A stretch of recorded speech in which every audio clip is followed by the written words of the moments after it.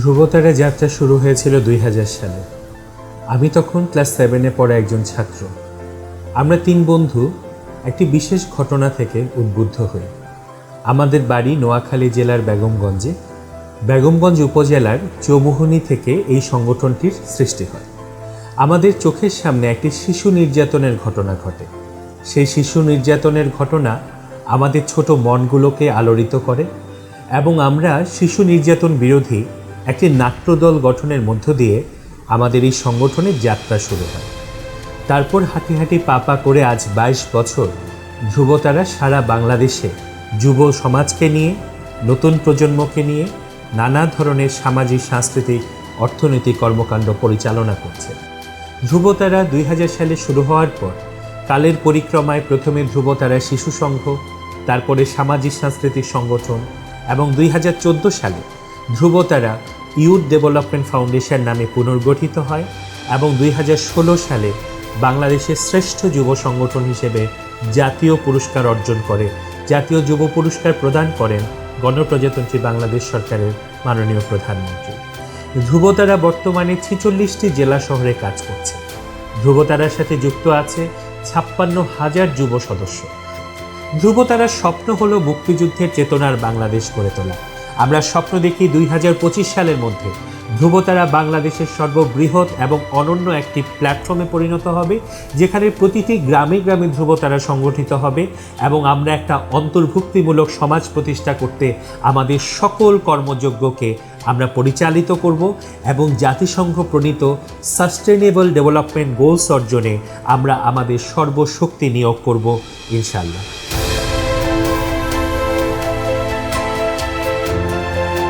ইলামিত্রের স্মৃতি বিজড়িত উপজেলা নাচল। নাচল চাঁপাইনবাবগঞ্জের সীমান্ত তীরবর্তী এক উপজেলা। নাচলে অসংখ্য সাঁওতাল, আদিবাসী, দলিত সম্প্রদায়ের মানুষ বসবাস করেন ইতিহাসগতভাবেই। আমরা ইতোমধ্যেই সেখানকার সাঁওতাল আদিবাসীদের যারা সন্তান, তাদেরকে আমরা বিনা পয়সায় আমরা নানা ধরনের আইটি প্রশিক্ষণ, হস্তশিল্প প্রশিক্ষণ, বিশেষভাবে এসডিজি অর্জনের নানা দিক নিয়ে আমরা প্রশিক্ষিত করেছি। অন্বেষণ প্রকল্পটি আমাদের যে অনলাইন মার্কেটিং বা কিভাবে সোশ্যাল মিডিয়ার সাথে সম্পর্ক রেখেই ব্যবসা করতে হয়, এসব কিছু আমাদেরকে শিখিয়েছে। আমাদের বাচ্চা কাচ্চারা ধ্রুবতারার যে প্রশিক্ষণটা পেয়েছে তাতে অনেকটাই উন্নতি লাভ করেছে। নকশিকাঁথা সেলাই করছে, তারপরও কম্পিউটারের সম্পর্কে কিছুই জানতো না, তারা এখন কম্পিউটার সম্পর্কে সব কিছুই জানে। ধ্রুবতারা থেকে প্রশিক্ষণ নেওয়ার পরে আমি অনলাইনে প্রচুর আম দিয়েছি, এবার কিন্তু আমি বিক্রি করেছি। অর্কদাদা আলে মাঝে হেলে না কিছুদিন লাহা আলে অসুবিধা সুবিধা নিয়ন্ত্রণ আলোচনা হইলি না আলে তালারে আর সব সময় হিজুয়া। আমরা সেখানকার দলিত সম্প্রদায়ের মানুষের মধ্যে শীতবস্ত্র বিতরণ করা, তাদেরকে সংগঠিত করা, তাদের প্রশিক্ষণ প্রদান করা, তাদের বিশুদ্ধ পানির ব্যবস্থা করা, নানা ধরনের কর্মকাণ্ড ইতিমধ্যে আমরা বাস্তবায়ন করেছি। শীতের সময় কম্বল দিল, আবার কোনো বিপদে পড়লে সাহায্য করছে, আবার পানির ট্যাঙ্কি দেওয়ার কথা।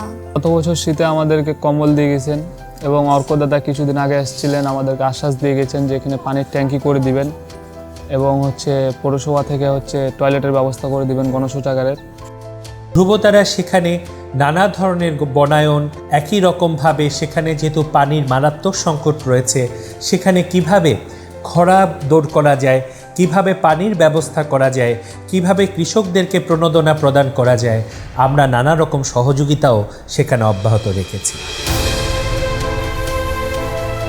খুলনা এবং সাতক্ষীরা আমাদের দক্ষিণবঙ্গের সেই সকল জেলা যারা প্রতিনিয়ত জলবায়ু পরিবর্তনের নানা ধরনের হুমকি মোকাবেলা করে।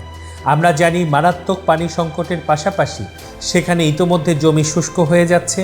আমরা জলবায়ু পরিবর্তন নিয়ে সাতক্ষীরা অঞ্চলে অব্যাহতভাবে কাজ করছি। বিশেষভাবে সাতক্ষীরা শ্যামনগরের তরুণদেরকে সংগঠিত করা, বেড়িবাঁধগুলো সংস্কার করা। We want justice, we want justice, জলবায়ু সুবিচার। প্রতি বছরেই জলবায়ুর বিভিন্ন সমস্যার কারণে এই এলাকার টেকসই বেড়িবাঁধ না থাকার কারণে বেড়িবাঁধ ভাঙন হয় এবং এই ভাঙনের ফলে এখানে যে লবণাক্ততা বা লবণ পানি, সেই পানি আমাদের লোকালে প্রবেশ করে। প্রতি বছর হওয়ার কারণে এখানের মানুষ আসলে মাইগ্রেশন সহ নানা সমস্যার মধ্যে পড়তেছে। এখানের যারা দরিদ্র পরিবার আছে তাদের যে বসত ভিটা সেটিও এই নদীগর্ভে বিলীন হয়ে যাচ্ছে। আমরা ধ্রুবতারার সকল স্বেচ্ছাসেবীরা বা আমরা যারা যুবরা আছি একসাথে সম্পৃক্ত হয়ে আমরা চেয়েছি যে এখানে আসলে টেকসই বেড়িবাঁধ দরকার। আমরা গ্রামে গ্রামে উঠান বৈঠকের মাধ্যমে গ্রামীণ নারীদেরকেও সংগঠিত করেছি। বাল্যবিবাহ, মাদক, সমাজ থেকে সাম্প্রদায়িকতার বিষবাষ্প রোধ করা এবং একই সাথে যৌতুকের বিরুদ্ধে, তামাকের বিরুদ্ধে, মাদকের বিরুদ্ধে, এবং আমরা জানি যে লবণাক্ততা বৃদ্ধির জন্য নানা ধরনের নারীরা সেখানে জরায়ু ক্যান্সার সহ পুষ্টি সমস্যায় ভুগছে।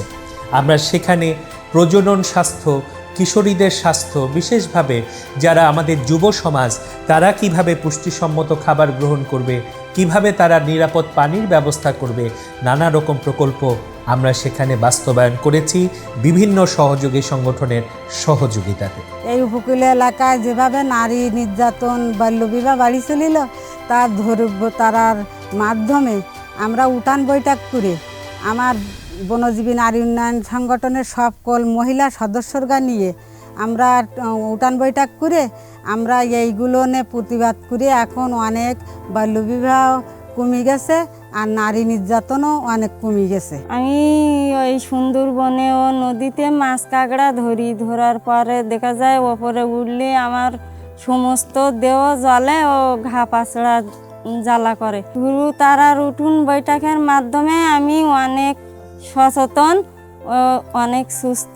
ধ্রুবতারার থেকে ট্রেনিং নিয়ে আমি মানবাধিকার সম্পর্কে জানতে পেরেছি, ধর্মীয় সহিংসতা এই সম্পর্কে জানতে পেরেছি, এবং আমাদের পিছিয়ে পড়া যে জনগোষ্ঠী, আমাদের যুব সমাজকে নিয়ে আমরা তাদেরকে উদ্বুদ্ধ করে এই ধর্মীয় সহিংসতা কিভাবে বন্ধ করা যায় এই সম্পর্কে সবাইকে নিয়ে আলোচনা করেছি।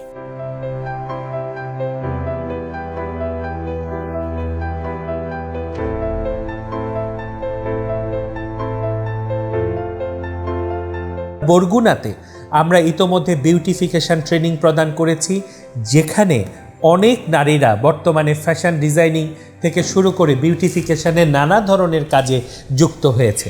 আমি ধ্রুবতারা থেকে বিউটিশিয়ানের 2017 সালে কাজ ট্রেনিং পেয়েছি। ওইখান থেকে আমার এতটাই লাভবান হয়েছি যে আমি আরও 2-3 জনকে শিখাইতে পারছি এবং আমার ফ্যামিলির আশেপাশের লোকজনকেও সাজাই দিতে পারছি। এরকম যদি আমাদের দেশে আরও এরকম ট্রেনিং হয়, ধ্রুবতারা থেকে দেয়, তাহলে মনে হয় যে অনেক লাভবান হওয়া যাবে এবং কোনো মহিলারা পিছে থাকবে না, মেয়েরা পিছে থাকবে না। আমরা হস্তশিল্পের কাজের পাশাপাশি আমরা মৎস্য চাষ প্রকল্প, আমরা পশুপালন প্রকল্প ইত্যাদি বিভিন্ন প্রকল্প হাতে নিয়েছি এবং মৎস্য চাষ করে অনেকে যেমন স্বাবলম্বী হয়েছে, অনেকে অন্যদেরকেও স্বাবলম্বী করছে। ধ্রুবতারা আমাকে